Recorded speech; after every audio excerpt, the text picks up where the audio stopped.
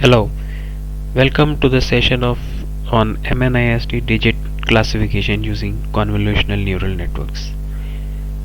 In the previous session, we saw how this problem of MNIST Digit classification can be done using a fully connected network. In this video, we will see how the same problem of MNIST classification can be done using CNN and with a better accuracy. Now we can use our laptop, any local machine, and install any ID like PyCharm ID and write Python code in it and execute and train the model. Now since convolutional neural networks involve a lot of calculations, so it will be better to use GPUs. If you have GPU on your laptop, well and good. Otherwise you can use any hosted environment, like you can use AWS if you have account there, or you can use the hosted environment by Google, that is the Google Colab, which provides free GPUs. So in this session I will be using Google Colab, and I will be using the free GPUs which are provided. Okay, so I have already created a Python notebook. It's called MNIST CNN1.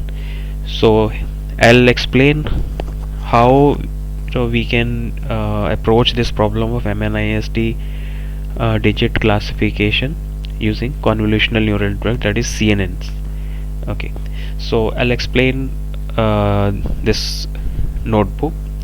Okay, first of all I will start with like what is the environment which we are using in Colab, like the Python version, the TensorFlow version, the Keras version which will we be using.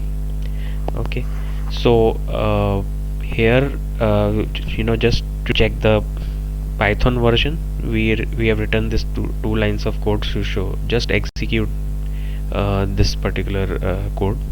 Just okay, but before we will see what is the our platform, like whether we are using CPUs or GPUs. Here you can see that we are using GPU in the backend.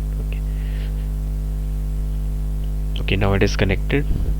Okay, now it has printed that the version is 3.6.9. okay, the next thing is that we want to see the TensorFlow version which we are using. Okay, again this is a very simple two-line command, two lines of code which we are using for printing the TensorFlow version. Okay, let's execute this particular cell.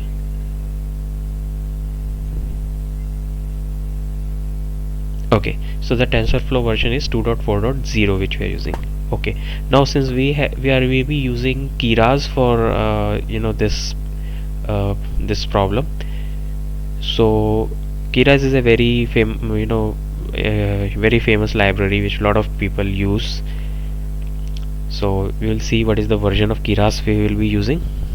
That is, we have not installed anything in Google Colab. It is the one which are already which were provided by the Google Colab. So okay, again there are just two line of code which prints the Keras version. Okay, just execute this cell. Okay, it's 2.4.3 version. Okay, so we are using here 3.6.9 is a Python version, TensorFlow 2.4.0, and Keras version is 2.4.3. okay, and we are also using in the backend, we will be using the GPUs. Okay, so as people who are already familiar with MNIST, that okay, so there are 60,000 examples of training set and 10,000 example of test set which are all provided in the original MNIST database. Now this particular database, because there are 4 files which are available. One file is for training images and another is for training images labels, and same is the case with the test images and test image labels. These files are their format is not the one which is compatible with the numpy arrays.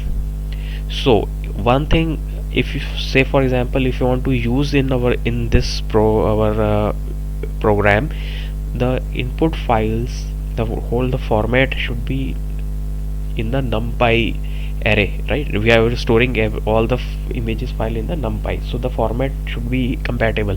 But since the original MNIST is not compatible with numpy, so one thing is we need to convert this. Otherwise what we can do, we Keras provide a ready-made function, ready-made formatted files, so which we can use directly in the program.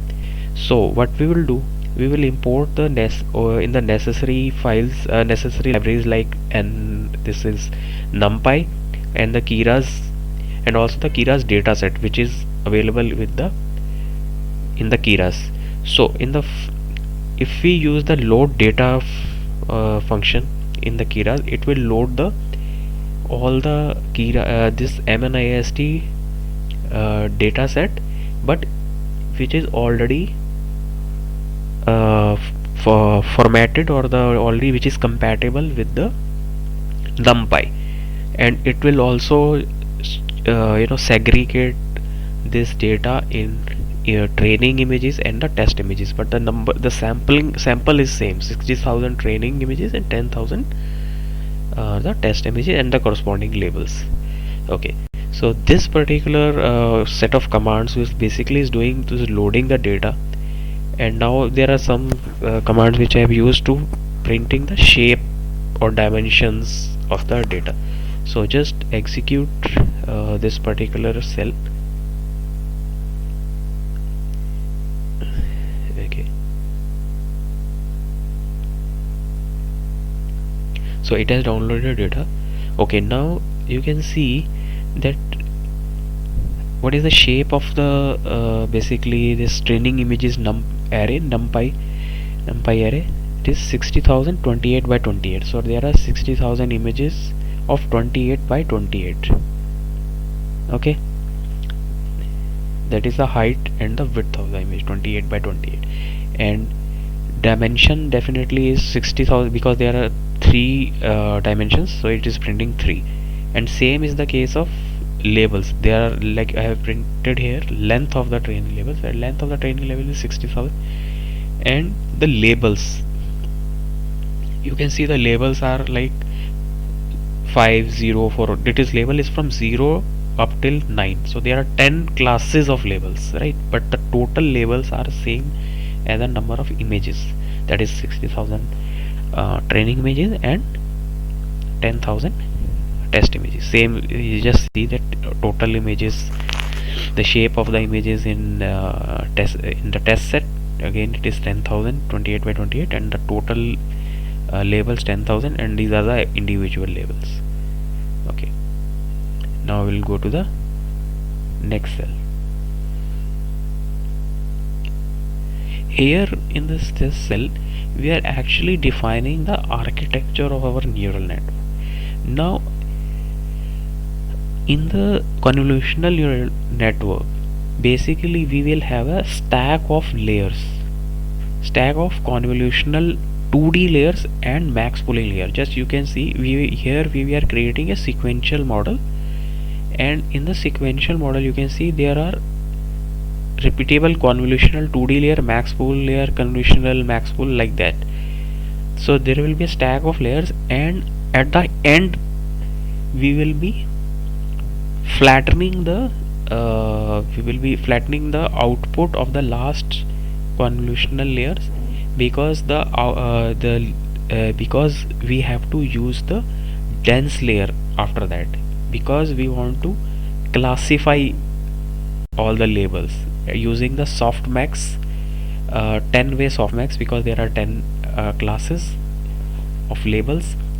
But because this dense layer accept 1D vectors, and the convolutional layer, the output of convolutional layer is a 3D vector, 3D tensor, so we have to use the flattening. So the overall architecture will be like a stack of convolutional and max pooling layer, and then we have to flatten the layer.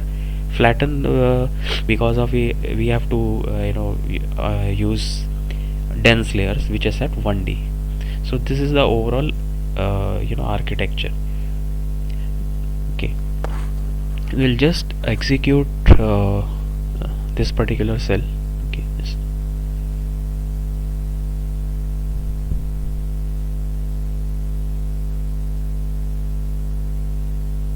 Okay, so it has printed this architecture because I'm using the models using network.summary, that is it printing the summary of the model.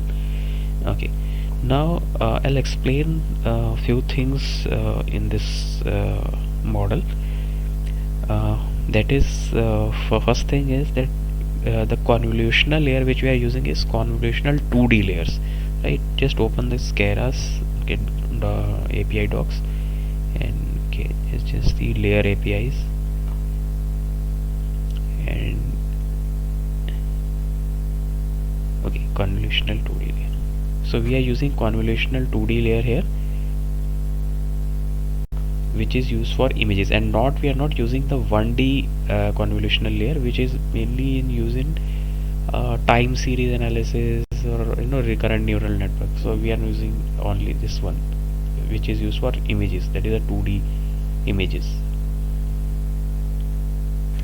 Okay, so basically in the first convolutional 2D layer, basically we have to specify the input shape which we are expecting in this layer. Since the images are basically 28 by 28, that is the height and the width, and since these are the number of channels is 1, this is our this is a background is gray, this is grayscale images, MNIST.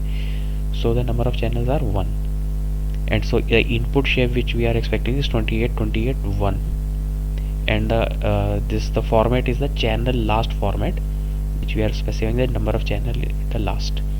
Okay, other parameters like padding and strides and other kernel initializer, these are the values which I have shown here, but if you omit these values, okay, it will take the default values, which is the one which we have shown. Activation function is the ReLU which we are using, and again the max pooling layer again is we are using, and then again we are repeating the convolutional layer, but here we are not specified this input shape because that is required in the first layer only. Now there are the other parameters which are important here. One is the first parameter which you have shown, like 32. So this particular parameter is basically your number of filters. Okay, and the second parameter is the kernel size. So typically we will be using 3 by 3 as a kernel in convolutional layer. We can use 5 by 5 also, but the 3 by 3 is the typical value for kernel windows which we are using. Now we are in the next convolution we are using 64 filters, and the 3 by 3 is the window size, the kernel window size, that is the filter size. Okay, so basically the input shape in this convolutional neural network is 28 by 28 into 1, that is the this is the input, and output is you can see here in this layer in the model summary, the output is showing as 26 26 32. So output, one of the dimension is 32, which is the number of filters. So the output shape depends on the number of filters, and you can see the input shape, the image size is 28 by 28. So but the here is 26 by 26, it is reduced little bit. So this is happening across. You can see here also it is going down. There are the reason for this is some border effects as well as the strides which we are using, but I'll explain this in more detail later on. Now one thing I'll explain here is that if you want input shape like 28 by 28 and also the output shape as same as that input shape, now you can use the padding value which is same. Instead of valid, you can use padding value as same. Okay, so just I'll show you this. Save this value and again execute this cell. Okay, you will see that the output shape of the first layer will be 28 by 28 itself. Okay, okay, now you can see that it's same 28 by 20. So using the padding value you can control the shape of the output of the layer. Now I'll just change this to the default value, that is valid, right? Okay.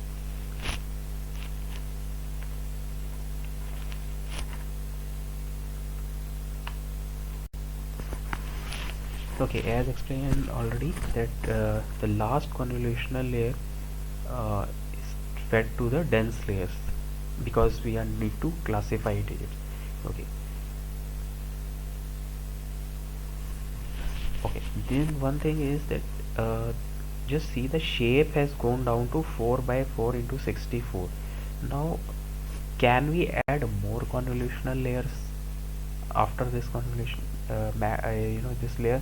We can add like more max pooling layer. Okay, let's see.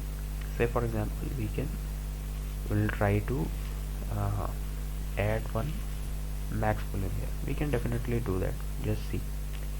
Okay, if we can add because max pooling is generally done using a 2 by 2 window or filter, but convolutional is done by 3 by 3. So here the last convolutional output shape is 4 by 4 and you is using 2 by 2 windows in that, so definitely you can add. But in uh, but let we will see later on that we cannot keep on adding these layers, right? Okay, let's execute this cells again. Let's see.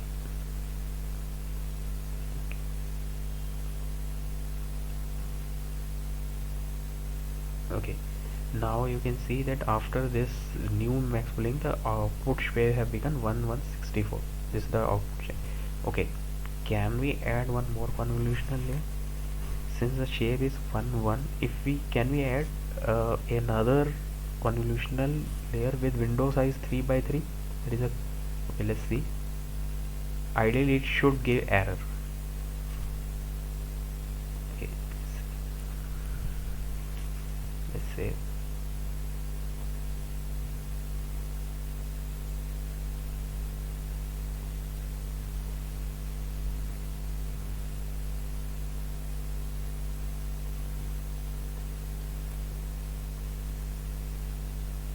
No, it's giving error that we are trying to subtract 3 from 1. Okay, since the output dimension, output shape is actually was 1 by 1, so we cannot use a convolutional layer here of filter size 3 by 3 on 1 by 1 output. So that is the reason it is giving error. So we will just remove these two layers. Okay, this layer has also max pooling layer which we have added for explaining this. Okay, and just save this one again.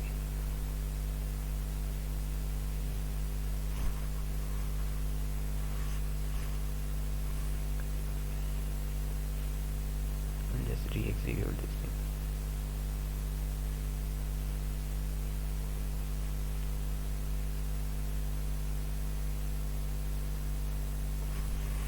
So what we are seeing is that uh, now the shape, the last convolutional layer, the output shape of is this 3 by 364, and also we can see that uh, the max pooling layer which we are using, it is actually what this is doing, that output shape has become half.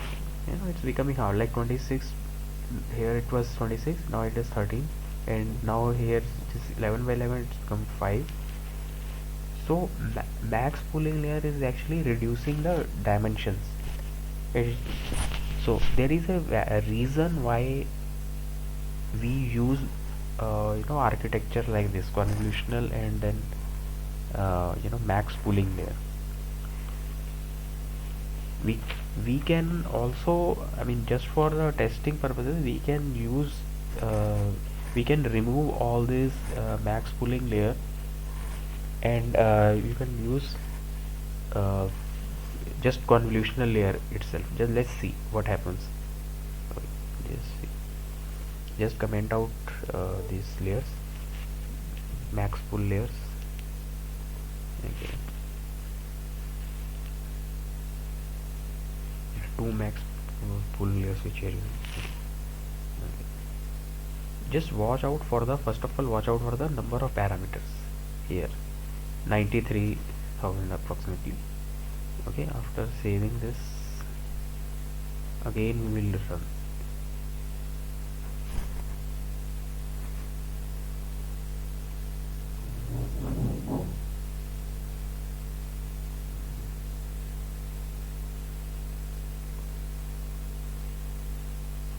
Okay, so all convolutional layer, just see the number of parameters for from 93,000 to 20 lakh parameters.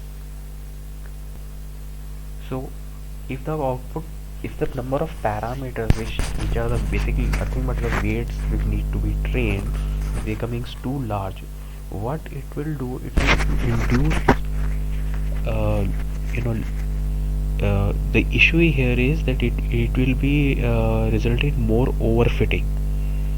So that is one of the reasons we are using max pooling. Okay, there are another reasons also, uh, which is the central to the convolutional layer, that is for maintaining the spatial hierarchy. So we want that the output, the final the output of convolutional layer should contain the feature set of the entire pixels. Now here it is not happening like that. The final convolutional layer here is 22 by 22, is not actually having all the features of all the pixels. But if when you see, you introduce this max pooling layer, so it contains most features of most of the pixels. So that is another reasons, basically, so to maintain the spatial hierarchy. You can just again see that uh, what is the reason. Okay, just see. Okay, so the final convolutional layer output, that contains the full information from all the pixels. So that, so there are two reasons. One is the number of parameters which need to be trained, that is also reduced, and second is the the spatial hierarchy, that is also maintained using the max pooling layer. So these are the two reasons for using max pooling. So actually pooling layer, we can have one more example like average pooling. We can use average pooling also, but generally we tend to use this max pooling. So max pooling basically what it does, you can see here why the output share has is going is going down half, like it, why it is going half, because it actually using a stride of 2 by 2. What exactly stride of 2 by 2 is, I'll explain here. Say for example, because the window size of our max pooling is 2 by 2, this we are using 2 by 2. Okay, let's see.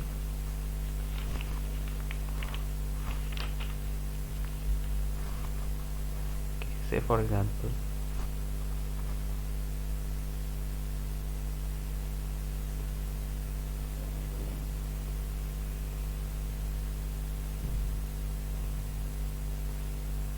Now our max pooling operation basically use 2 by 2 kernel size. Suppose the values in these individual cells or pixels are, say for example, 2, 4, 8 and 3. Okay, same is the case with other. Okay, let's see.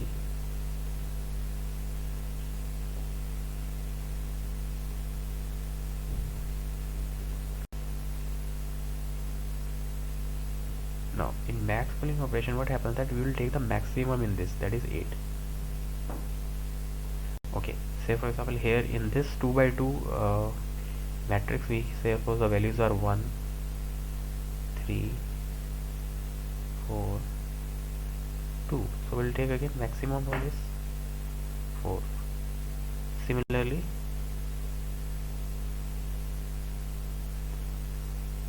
say for example 1, 2, 7, 5. So we'll take 7 here, and for example here 3, 4, 7, 9. So we'll take 9. So you can see a 4 by 4 matrix is transformed into a 2 by 2. That is one of the reason you can see that after we use max pooling, the output shape becomes half of your input. Like early input shape was 26, it becomes half. So that is the reason. So in another way, we can what we can say is that max pooling is using a window size of 2 by 2, that is which we have shown here, and with the stride also 2 by 2. Stride is how many places we shift the kernel. Okay, so basically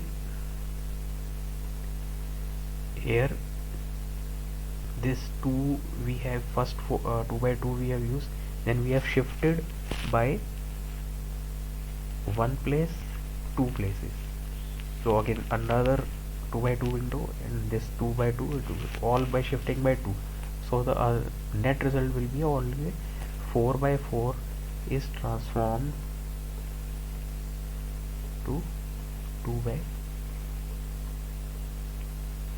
2. Okay,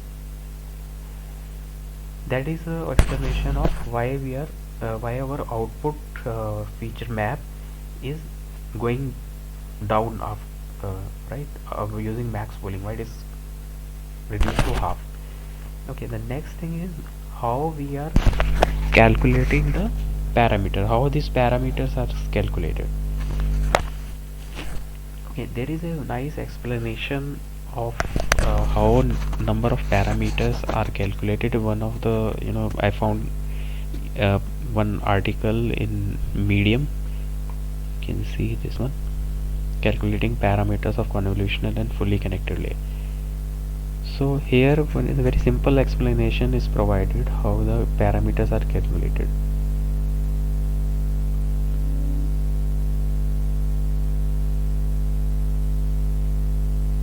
Okay, here.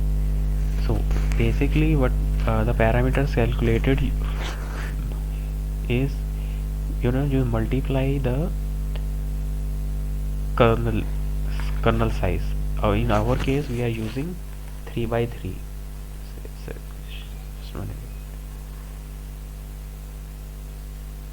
So we are using kernel of 3 by 3. Next thing is multiplication with the number of filters in the last layer. Okay, here number of filters in the previous layer are,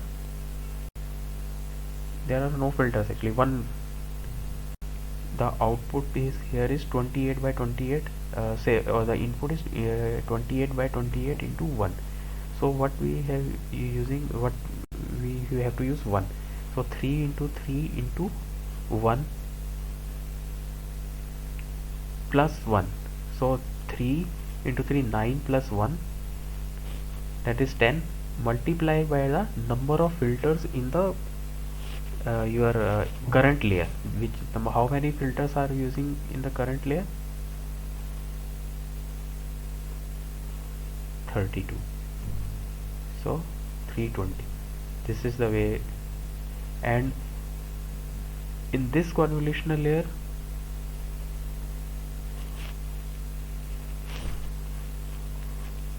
we have to use the same formula. Okay, let's see how we are calculating.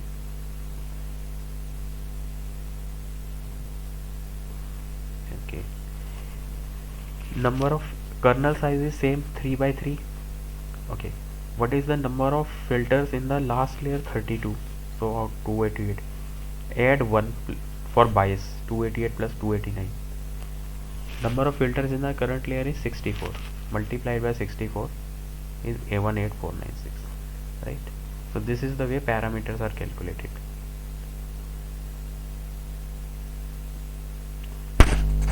Okay, now we'll just using in the compile statement, we are showing that we will be what optimizer we will be using and how loss will be calculated. Now here we are using optimizer RMS prop, which is very common, and loss is categorical cross entropy. Because of this, and matrices which we need to record, or what we are displaying is the accuracy. For this particular network, we have to because the initial shape is 28 by 28 we are expecting here, so we have to reshape, we have to change the shape of the input based on the our expectation. Because the input shape, if you can see, the input shape of the images is 60,028 by 28. What it means, 60,000 is the batch size and 28 by 28 is the your shape of the images, but we are expecting 28 by 28 1, so we have to reshape. So that is what we are doing, reshaping into 28 28 1 and 60,000 the total images. Same is the training and test. And also we have to change its data type to float 32, and also to normalize it between 0 to 1. That is the reason we are dividing by 255. That is the same procedure which we are doing in the fully connected layer. The same logic is applied here also, but only thing is the change in the shape. Shape here is the 28 by 28 1 which we are expecting, so we have to use the shape accordingly, reshape accordingly, right? Okay, in the next step,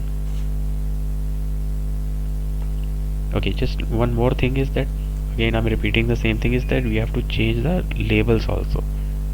Okay, for earlier the labels were shown as, yes, go up,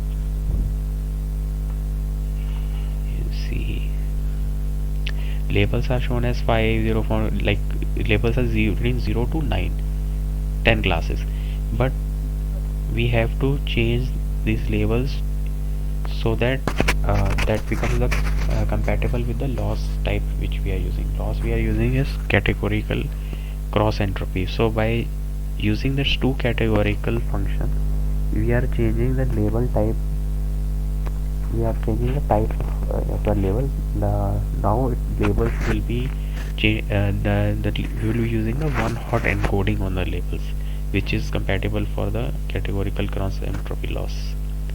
Okay, just execute this function, this cell. Okay, okay, fine.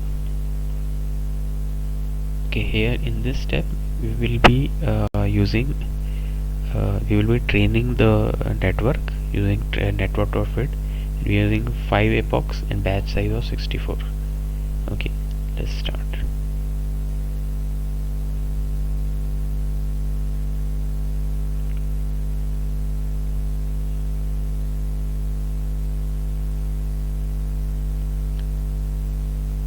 You can see we are using GPU, so it is training is very fast.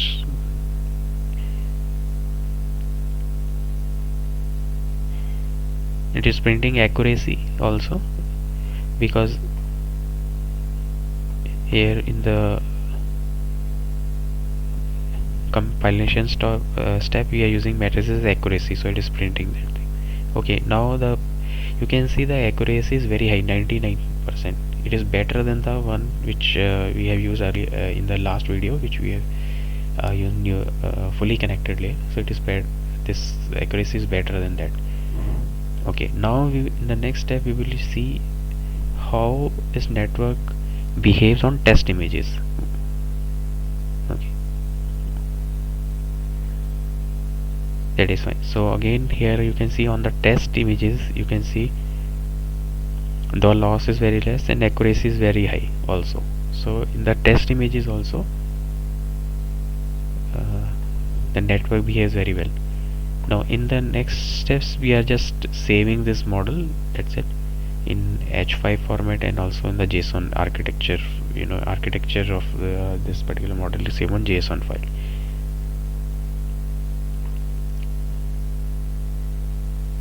Okay, now okay, what we can do is one more thing I want to show how to uh,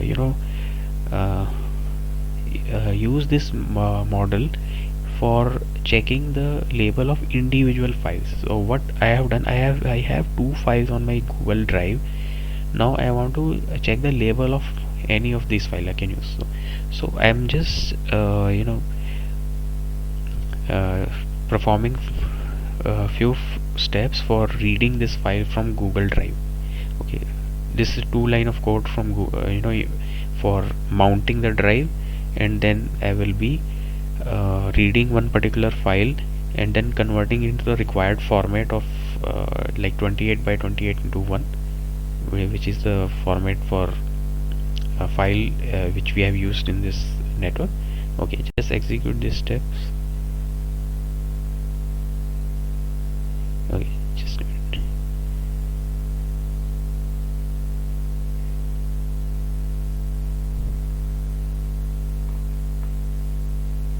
This is a standard procedure to read, so basically to mount your drive.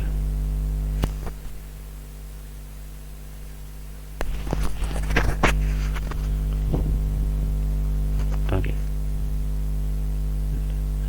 but this showing mounted. Okay, now again we'll see that there are two files. Okay, I have loaded one of the file, that is image5, which is a file of JPG file for image digit 5. Okay, we'll see like whether the model is able to predict it properly.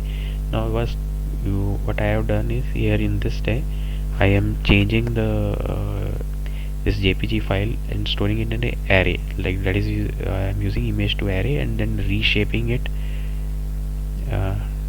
Okay, and again this normalization step which is there. Okay, 28 by 28, and 1 is for 1 because this is a single image, so the 1. Okay, here I am printing and using our saved model, that is here we have saved our model MNIST CNN1 H5, right, in .h5 format. I'm just using that same model which I have saved, and I'm checking how I'm predicting the class. It's showing 5, which is correct because this digit is of this image is of digit 5. Okay, so that's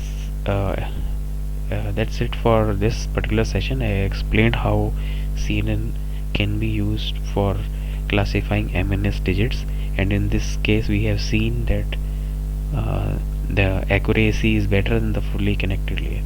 So thanks for watching this video. Thank you.